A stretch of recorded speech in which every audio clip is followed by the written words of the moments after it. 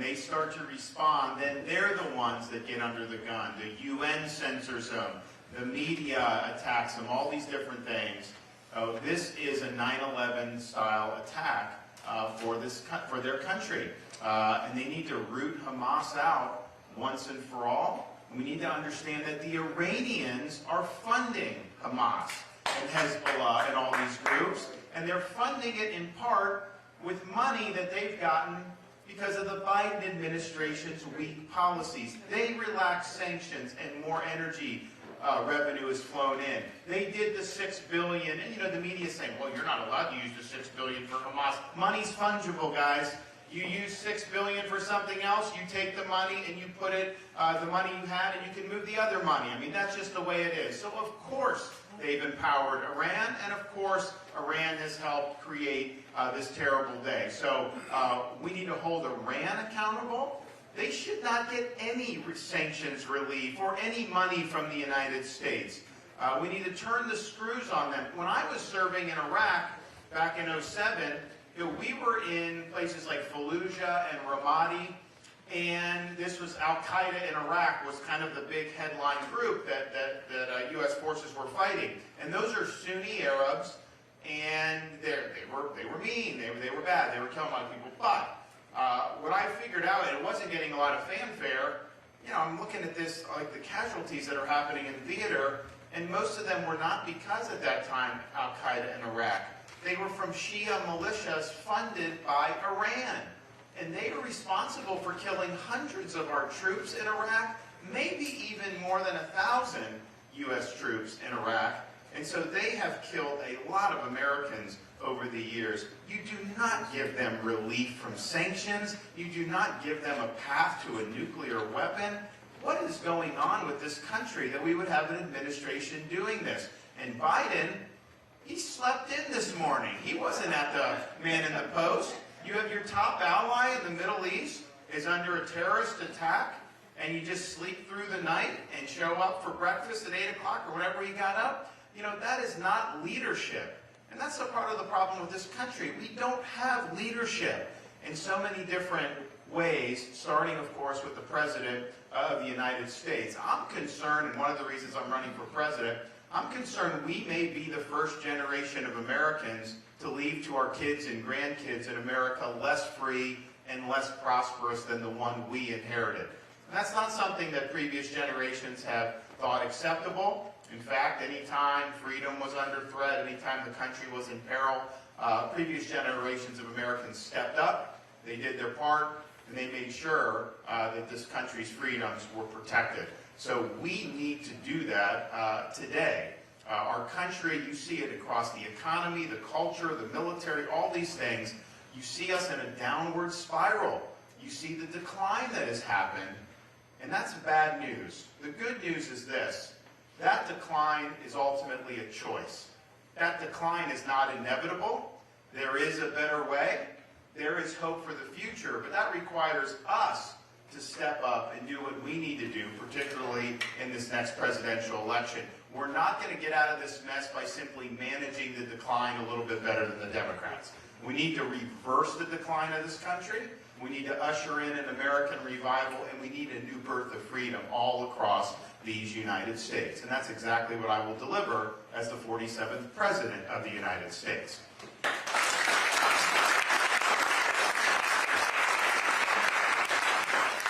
My wife mentioned, so we were out in California for the Reagan Library debate, and well, first we got there, because when you go all the way out there, we did media, we did all this other stuff. So we were out there for the full week, and the thing is, coming from Florida, growing up, I never saw a California license plate in the state of Florida. Okay, I just never did. When I was on active duty, I got sent to Coronado in Southern California. And I show up, I remember, check into the bachelor officer quarters, I'm looking for the air conditioning, because in Florida, that's what you don't need air conditioning here. I'm like, what? Like, yeah, just open the window. I'm like, it's summer, though. Yeah, just open the window. It's fresh. No screen on the window. In Florida, we have bugs, so you usually have a screen. No, you don't need no screen. Just, I'm like, man, this is good. I understand why people would want to live here. Great weather, all this other stuff. And so I had fun. That was 15, 16 years ago. Well, I become governor, and I start seeing all these California license plates showing up in the state of Florida. Now, Now, my wife mentioned Florida had always been a state that was very close politically, 1% here, 1% there. So a lot of my supporters are thinking, are we bringing in Berkeley, California or something, or San Francisco people to Florida? How are those people going to vote? And if they vote the other way, could Florida end up turning and being more like California? Well, fortunately, that wasn't the case. I think these are people that had been alienated by COVID lockdowns, high taxes, crime, all these things that have caused the quality of life to collapse. And that's just been the story of our country.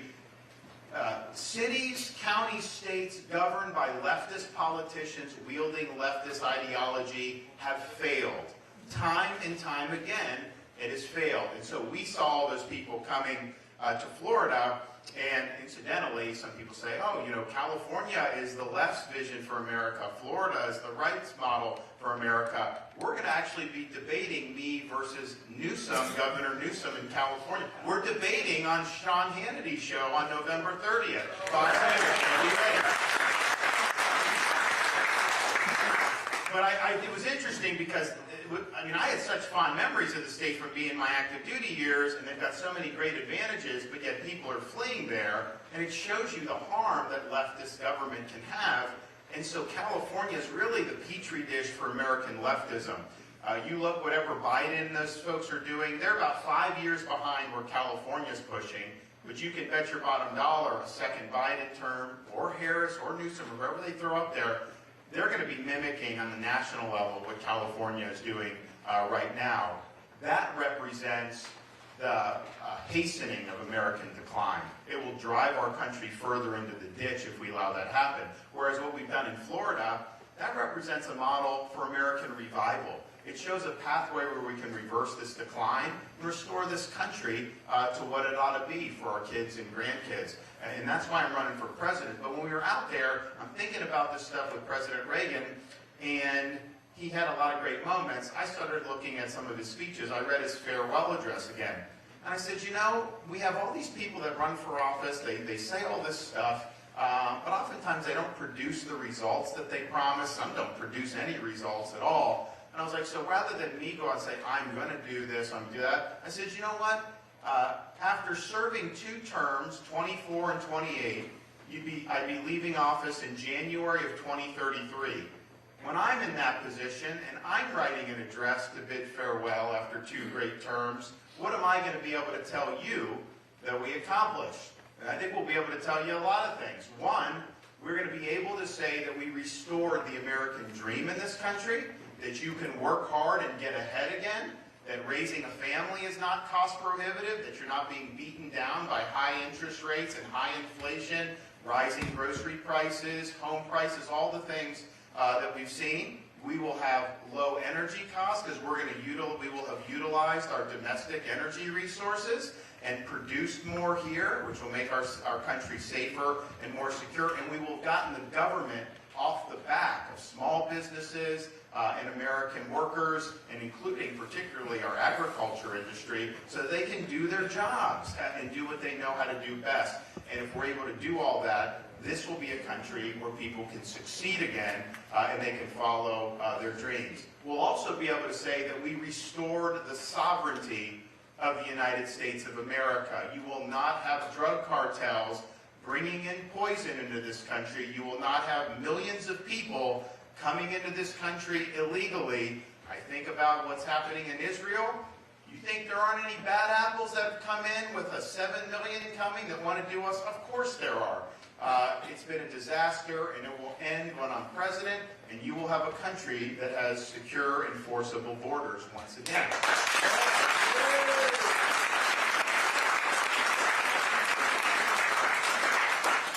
We will also be able to say that America is the world's leading superpower, that we have a strong military that you can be proud of, and that we will have successfully fended off the threat posed by the Chinese Communist Party, which is our top global adversary. And this decade is when all of this is going to come to a head.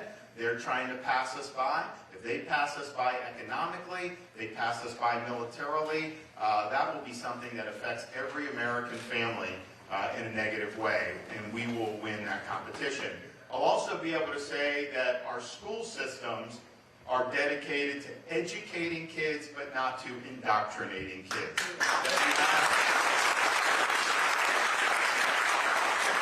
That we have the rights of parents respected, to be able to direct the education and upbringing of their kids, that all parents, regardless of income, have a choice as to where they send their kids to school, and that kids are being taught about our Constitution and about what it means to be an American. We're done with teaching kids to hate this country. We're going to teach them to be patriotic Americans once again.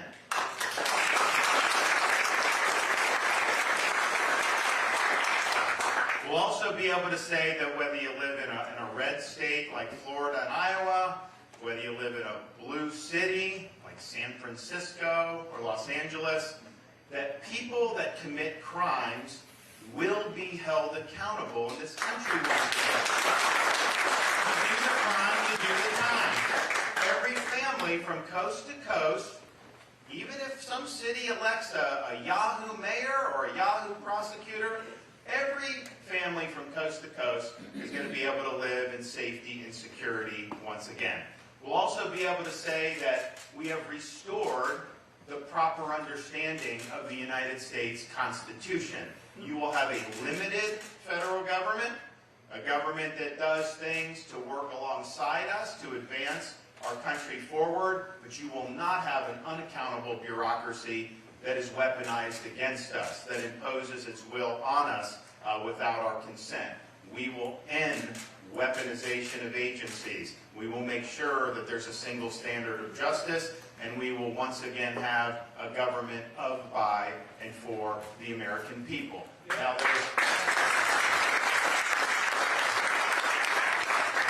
there's a lot more we'll be able to say, but if we're able to say all those things, then we would also be able to say that we did, like President Reagan, ensure that America is once again a shining city on a hill, that we're leaving her stronger and freer, and most importantly, we're leaving her to our kids and grandkids in better shape than we found her, and that will be successfully turning this country around and ensuring that our kids and grandkids have the type of opportunities that we all want. Now, how do you get there? Because it's easy to say that. How would I get from here to there where I'm being able to tell you guys, here's what we've accomplished?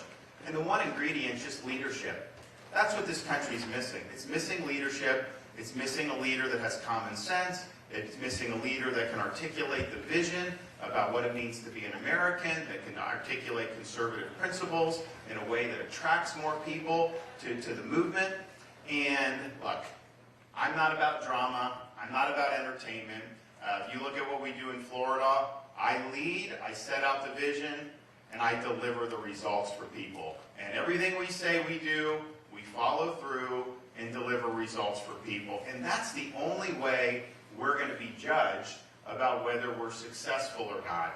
So much of politics has devolved into theater. It's devolved into people, doing this, doing that. And it's like empty calories. Like, what ultimately are you producing for all this stuff that's going on? Sometimes, like in D.C., it's like a circus atmosphere. What are you producing to make life better for the American people? And all too often, not only are they not producing things to make life better, they're the cause of a lot of the problems that we have. You're paying more for everything because of what the people in D.C. have done, starting with COVID, starting with borrowing money, printing money in levels that we've never seen before. Of course, you're going to get inflation when that happens. Interest rates are going to be jacked up by the Federal Reserve. This is all self-inflicted by the D.C. entrenched leadership class. And so we need a new way, we need leadership, we need somebody that's going to get all this done. How can you trust me to do it?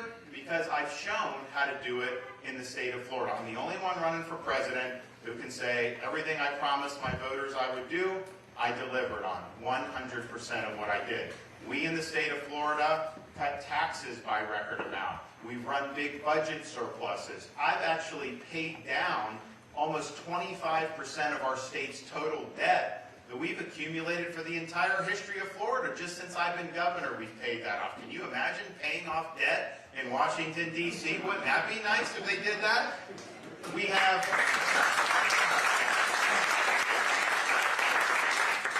We have enacted universal school choice in Florida. We have enacted a Parents' Bill of Rights so that parents' right to direct the education and upbringing of their kids is protected. We got indoctrination out of the schools, eliminating things like critical race theory.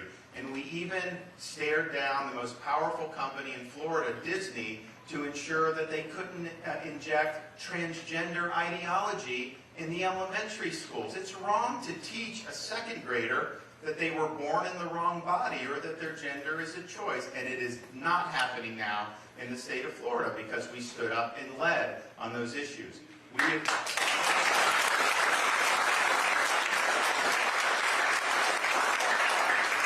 We expanded and protected Second Amendment rights in Florida. We signed the Heartbeat Bill to protect life, innocent life in the state of Florida.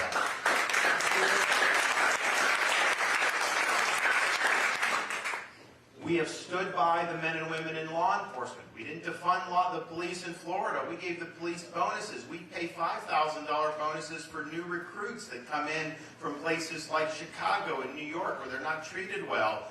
And the result of all of that is, and we even just enacted and authorized the death penalty for pedophiles in Florida.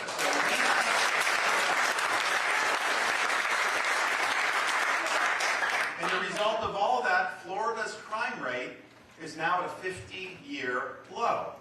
We stood up against illegal immigration. We banned sanctuary cities in the state of Florida. We sent troops and personnel to the southern border to assist Texas with their operations. Florida even transported 50 illegal aliens to beautiful Martha's Vineyard.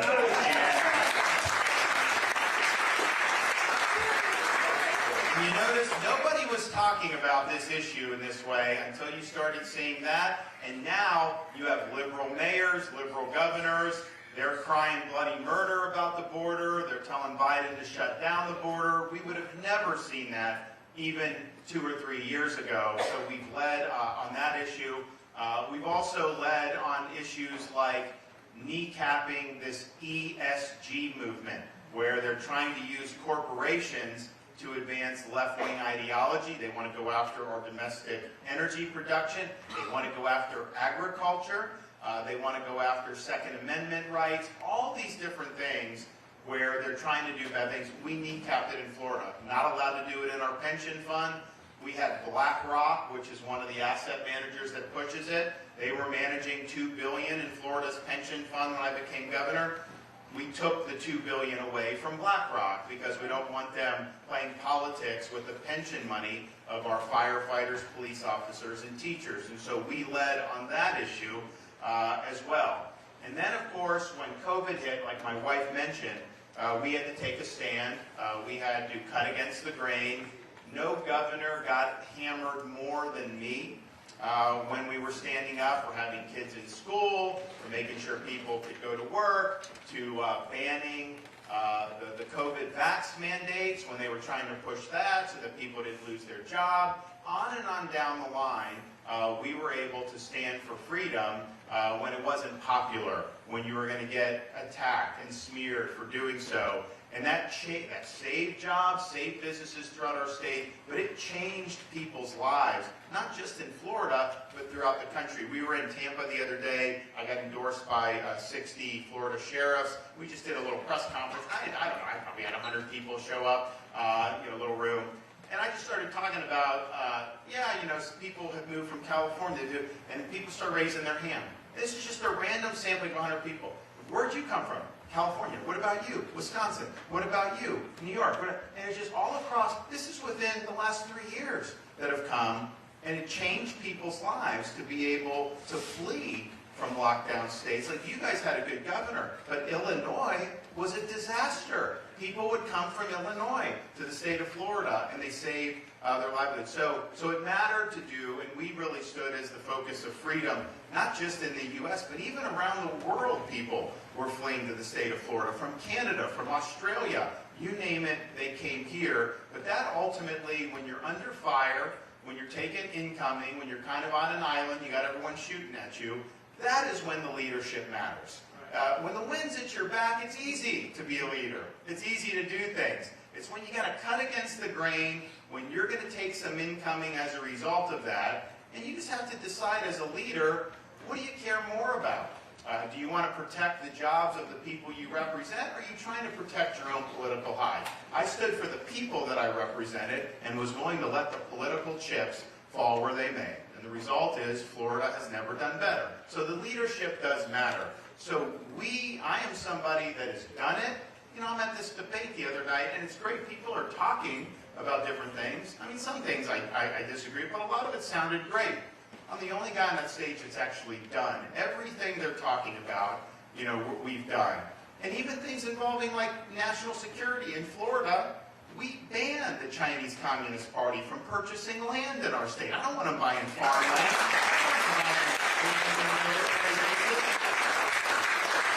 We have done it, and we've stepped up. So that's what I'm able to do. I'm able to be somebody that has a proven record of winning these big fights, winning the big election fights. When I became governor, Florida was a one-point state. Either way, I turned that into a 20-point victory in 2022 when it was supposed to be a red wave around the country. It was not. It was in Florida. We generated that, but we generated that through leadership. We generated that through results. And then on all these different issues, I'm the guy, more than anyone in our party, that has beat the left time and time and time again. We beat them on parents' rights. We beat them by protecting women's sports from having them inject men into the women's sport. We beat them on empowering parents to get the pornography out of the schools, which they're trying to put in. And it's sad, but that's the case. And we beat the left on that. On issue after issue, we fight and we win. And you know, Republicans have been losing a lot lately around the country. You're lucky. You've got a lot of great legislators. You've got a great governor. You're well run. Most of the states around you, Minnesota, Illinois, they're having a lot more problems. There's a lot more problems around the country, and Republicans haven't gotten the job done. So now is the time to get the job done. We're not getting a mulligan on the 2024 election. The time for excuses is over. And I'm going to get the job done. I am not going to make excuses for this. As your nominee, I'm going to ensure that we win the election, win the House and Senate, and as your president, we're going to get to work and we're going to deliver on our promises. And we have no other choice. The future of our country hangs in the balance. Our kids' and grandkids' future hangs in the balance. That motivates me to go out and do this because it's not an easy thing to do. You know, I get attacked more than anybody running, basically. The media does not want me to be the candidate, and you should ask yourself, why is that? Because they know we'll do a good job, and they don't want to see that. So I view that as an endorsement in a Republican caucus or primary. So you guys should too.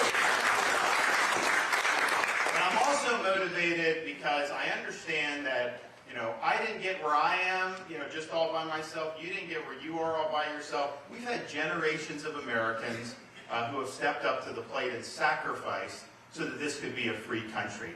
When Benjamin Franklin walked out of the Constitutional Convention in 1787, they asked him, did you create a monarchy or a republic?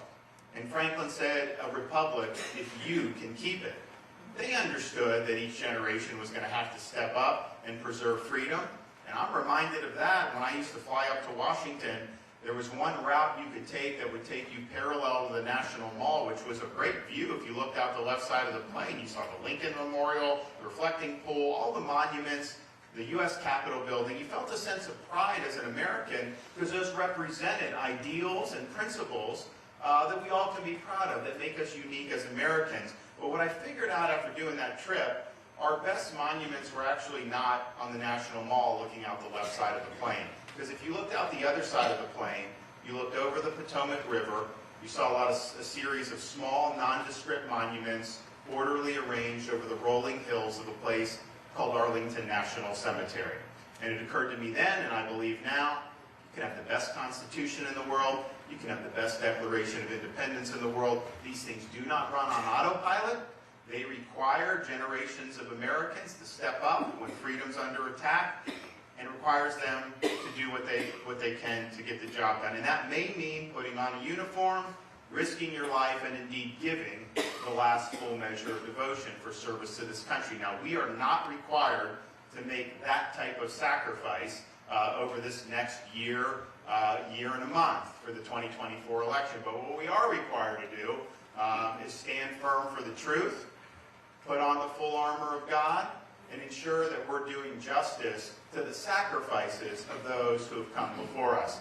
I am not going to sit here and allow this country to continue its descent. I am not going to allow us to turn over to our kids and grandkids a country where there's less opportunity than the one we inherited. I'm running for president because we need a president who's going to be able to right the ship.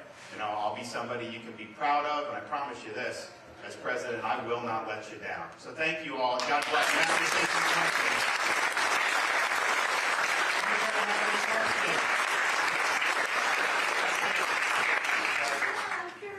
What about the oil pipeline?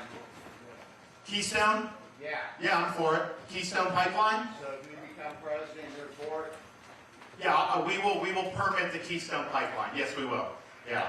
And we will also permit additional pipelines, natural gas, because I think all drilling? Yeah, oh yeah, we're going to open up everything. Yeah, 100%. We have more reserves in this country than any other country in the world. And you know what? You will pay less for gas, which is important. Other goods and services will be less because energy permeates everything, and that's great. It's good for jobs.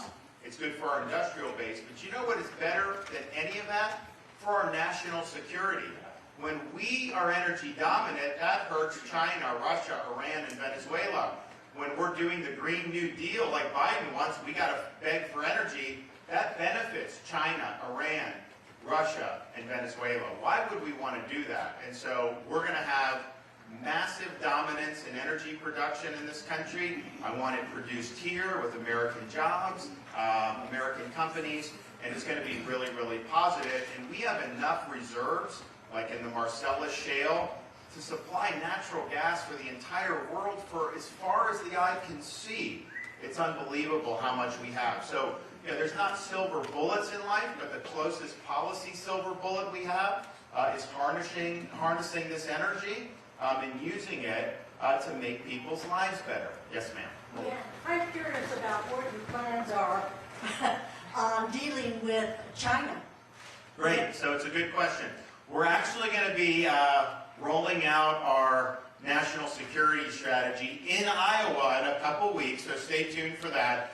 But the long and short of it is, China represents by far the top global threat to this country. And a lot of people in D.C. have their head in the sand on that. Some people say China, you know, is going to be okay. We don't have to worry about decoupling from them. And I just reject that. We are dependent on China with our economy in ways that have made us very, very vulnerable. And that's not what you want to do. You want to have things that are important, and you want to make sure that they're produced here in the United States. At a minimum, you want to have supply chains that are not contingent on an adversarial country like the CCP. They have visions to pass this country as the world's leading superpower. And if that's able to happen, you will see ramifications. This is not just something that is of academic significance. They will use their power to change how the world operates, and it will not be good for American freedom. So we're going to treat China the way the post-World War II and Cold War generation treated the Soviet Union. We understand this is a whole-of-society approach. You need to have stronger military deterrent power in the region, in the Indo-Pacific region. You need to have decoupling of the economy so we're not vulnerable to them. And they've cheated us out of so many things for so many years. I mean, it's incredible how they've gotten away with all this. You know, there are people, some of the elites in the U.S. got rich off this. It has not been good for this country. It certainly hasn't been good for our industrial base, so we'll change that. We're also going to combat the cultural influence that they have in this country. That's why we said no CCP land buys in Florida. That should apply nationwide. They shouldn't buy farmland anywhere in this country. TikTok is a huge problem. All these things, and then they do Confucius Institutes at colleges and universities. We ban that in the state of Florida, but it's basically CCP propaganda. They've been very smart at influencing our society through academia and through other ways, through business. And so it's a significant challenge for us. The good news is we have this decade, I think will be the decisive decade. If we make the right policy choices, we'll fend them off. They've got a lot of problems. They've got problems domestically with their demographics. They've got economic problems. We can help, I think, make sure that we get separation from them economically. But we've never, in any of our lifetimes, we've never had a competitor of this nature where their economy was as close to ours as theirs is. The Axis powers in World War II, the Allies had a bigger economy than they. Soviet Union's economy was much less than the U.S. economy throughout the Cold War. China's not at our level quite yet, but they're in a trajectory where they could catch us or pass us within the next 10 or 15 years, and that would not be good. So we're not going to let that happen, but it's a shift in how we do it from kind of the failed D.C. foreign policy views that have not worked for the last 25 years to one that is saying, okay, American power needs to be channeled on the greatest American threat. And so you will see a policy that's focusing on fending off the challenge posed by the CCP. It's something that puts us up to the task, and it's something that will get the job done. And so that will be rolled out in Iowa. Yes, ma'am? How are you going to rein in the Fed? Yeah, well, a couple ways. One, Jerome Powell, who was appointed by Trump, then reappointed by Biden, has been a disaster. We need a new chairman of the Federal Reserve. They expanded the money supply for COVID and just flooded the economy. And then they said, you're not going to have inflation, it's transitory. And guess what? You had massive inflation. So then they started hiking interest rates, and that's hurt a lot of people. And honestly, it hasn't worked because the thing that was driving a lot of that inflation was housing. But when you do the interest rates at 8%, that locks people into their house. It doesn't, the market doesn't turn over. You know, for housing to go down, you need transactions. So people are locked in. If you bought an average priced home in 2019, and then you want to move into the average price home today, obviously the overall price because of inflation has gone up and the market's gone up. But the biggest difference is the interest rate. Your mortgage payment from 2019 is probably half of what your mortgage payment monthly would be today with the average price home. That's a disaster. You can't have successful middle class when the median income is so much different from what the median home price is. So that's been a big problem. Now what we're going to say with the Fed, you do not have license to be an economic central planner in this country. You maintain stable currency. That's your only job, and I'll appoint somebody who will do that. We're also going to hold the Fed accountable for what they're trying to do. They want to impose what's called a central bank digital currency on this country. And they said, it's interesting because I started railing against this, right? And it's interesting. You can tell what the left's up to because central bank digital currencies, basically, they want to get rid of cash, they want to get rid of cryptocurrency, and this is kind of the sole way you would conduct the economy is through a digital dollar that's controlled by the central bank. Now, why would they want to do that? Oh, they just want to make life better for you, right? No, they would be able to exercise control. They would be able to impose a social credit system or things like that. So I started talking about the dangers of that. And this is probably 9 months ago. So I was doing stuff in Florida because we're the only state, I think, or one of only a few, we've actually banned the use of central bank digital currency in Florida. We're not doing it. We're a big state. So I started talking about it, and you can tell when you hit a nerve cut, because it's I get hit pieces by CNN, Washington Post, New York Times. DeSantis is peddling conspiracy theories. He's doing all that. That's what they're trying to say. And it was probably a half a dozen of these outlets all of a sudden started doing this. I'm like, gee, why would they care so much about that? And they care so much about it because that's part of this vision of controlling your behavior that the political left really wants to do. And people at places like the World Economic Forum, they get up there and they say, yeah, if you have central bank currency, then you can do things like they want to limit gasoline sales, limit ammunition, things they, quote, don't like. They would just limit your ability to do it. So sometimes government does things where they may offer a benevolent explanation, but it's kind of a wolf dressed in sheep's clothing. Central bank digital currency is not that. It is a wolf showing up as a wolf. you are being asked potentially to sacrifice your financial freedom and your financial privacy. And so what the Fed has said is, well, we don't have a central bank digital currency now. And we wouldn't do one unless we consulted with Congress and consulted with this. And I'm like, wait a minute. The Constitution doesn't say consult. It says Congress must enact legislation. So they're thinking about, I think, doing it through executive action through the Fed, which I think would be unconstitutional. The good news is I come in as president on day one, central bank digital currency goes in the trash can where it belongs. I'll do two more right here. The money that we're sending to Ukraine, and with the problems that happen today in Israel, with our border being the way it is, how is this president that we got now going to start helping Israel, keeping Ukraine going, taking care of our border, and leaving us to dry? Yeah, well, he's not going to do anything to actually protect your interest or our interest as Americans. I mean, he is the President of the United States. You take an oath to support and defend the Constitution and take care that the laws of this country are faithfully executed. The laws of this country do not allow 7 million people to pour in illegally. They do not allow Mexican drug cartels to sex traffic people and human traffic people and bring in all the drugs that are killing. And here's the thing with the drugs.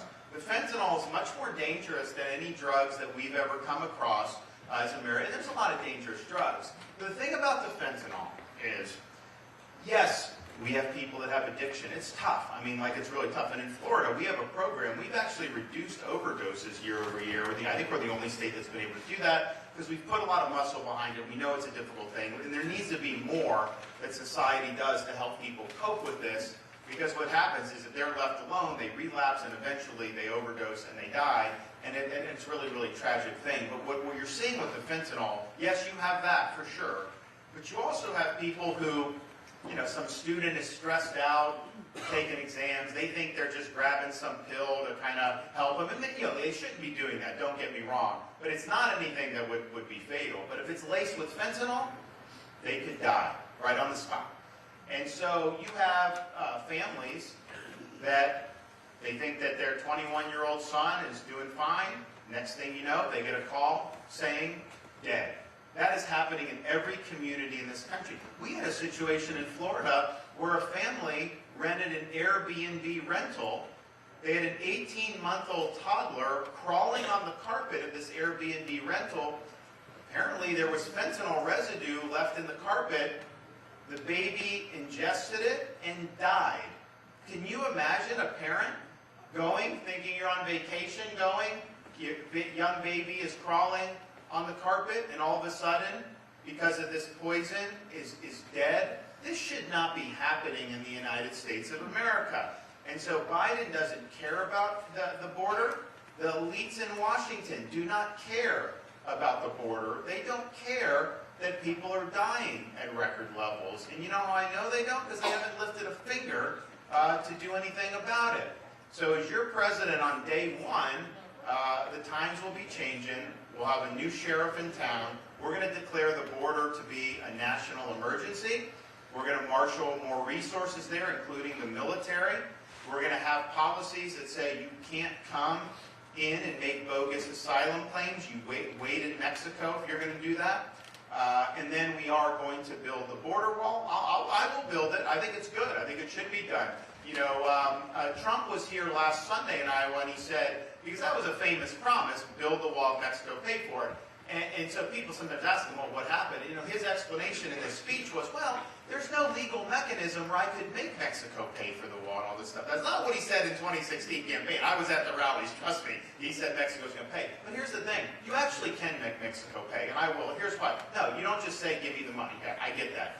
You can impose fees on the remittances that people who work here send to Mexico, send to these other countries in South and Central America, and you'll raise billions of dollars a year on the remittances, and you use that to build the wall. So I take pride in honoring my promises, and I will honor my promises. I'll even fulfill Donald Trump's promises. I will have Mexico pay for that border wall. You guys can take that to the bank.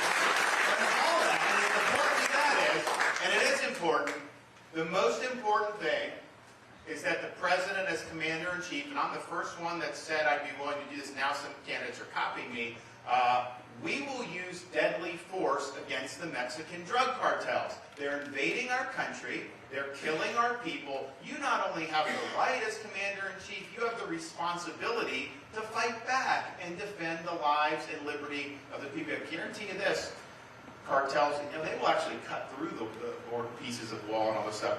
They come through, they've got the drugs, they're trying to sneak them in. We're going to have people there ready, and we are going to drop them. And you know what? When you do that a few times, that's going to send reverberations throughout. They are not just going to come knowing that there's going to be pushback, but they've been getting away with murder for years. Of course they're going to keep doing it. So we're going to do more to change that on day one than any president's been able to do in our entire lifetime. And we have no other choice but to get real about this issue, because my fear is that if we continue going on this, it's not going to just be 110,000 overdoses. We're going to end up hitting 150, 175,000 overdoses every year. With what's happening in Israel, it brings back memories of terrorist attacks in the U.S. 3,000 on 9/11, and there was no question. I was like in Florida where I grew up. We didn't have an attack. It was New York there. You didn't have an attack in Iowa, and yet everyone in this room wanted justice. We wanted justice 1,000 miles away from that. There was never a question that we were going to do that. Well, now you have tens of thousands of people that are being snuffed out by these cartels. We need to have the same sense of outrage, because this should not happen in our country. And so we will do that. I am concerned about the sheer number of people that have come in illegally. And I said, we're sending them back. But that's not going to happen on day one. That's going to take a lot of manpower. We're going to do it. But I worry about the people that have come in who we have no idea who the heck these people are. They've come from China. They've come from Russia. They've come from Iran. They've come from other places in the Middle East. I was down there 2 years ago when we sent people to help Texas the first time. And there were Haitians coming across the border. I'm like, they used to just try to take boats to go to Florida. We've stopped that, but they used to do that. Now they're going all the way through Mexico, from Haiti even. I'm just like, man, this is not going to work. So it's a huge, huge problem, and we've got to deal with it, and I will deal with it. Okay, one more. Yep, and then we got to go. How are we going to have another election that is not rigged? What you do is, you do like we did in Florida, where we banned ballot harvesting. We banned Zuckerbucks. We have universal voter ID. We count the votes the day of the election, and we publish the results the night of the election. It's not like California where they get 3 or 4 weeks to count the votes. But here's the deal. Some states have done well now. Georgia's made reforms. That's great. I think it's great. But not every state has. There's some states like Nevada, they're going to mail ballot to everybody on the voter roll. The rolls aren't even accurate. They're going to have ballot harvesting. They're going to do things like that. So what we're going to do, we're going to have organizations in each of the states that matter, and we are going to do what the Democrats do. I'm not going to fight with one hand tied behind my back. We can't just sit back and whine about saying, the election's not fair. We know the Democrats will do whatever they can. That's not anything new. That goes back to like Andrew Jackson with these guys. They will do whatever they can to do that. They did it, Kennedy and Nixon, that's what they do. So that's baked into the cake. Now, we're going to have organizations to fend that off and to expose and all that stuff for sure, but we're going to harvest in places where it's allowed. And I don't think it should be allowed. I think it should be banned. And we banned it in Florida. That's the right thing to do, and the elections will go better. But if they have it in Nevada, if they have it in Pennsylvania, then we're going to have organizations, we're going to put money behind that, so that they're able to turn out every single last vote that's out there for us. And you know what? It will make a difference. So you can have confidence in me that I'm not going to sit there and say, oh, it's unfair. Life is not fair. It is unfair. But so what? You got to figure out a way to get the job done. And what I don't want to do is go through an election lose the election, and then we say, well, look at Pennsylvania did this, they did that. We know that we know what they're going to try to do. And so let's do it. And in Florida, I mean, like, I don't know, like, I think they didn't get away with anything, but like, we won by 1.5 million votes. And so that's another thing is like, if you win big, that's outside any margin of anything that they can mess around with. And I've shown the ability to win really, really big. So even though we did everything right on that, and I do think it made a difference, we won so big that even if we hadn't have done that, it would have been good. So let's have our ducks in a row. Let's not fight with one hand tied behind our back, but then let's just win big so that they have to call the election for us on the night of the election no matter what we do. Thank you all.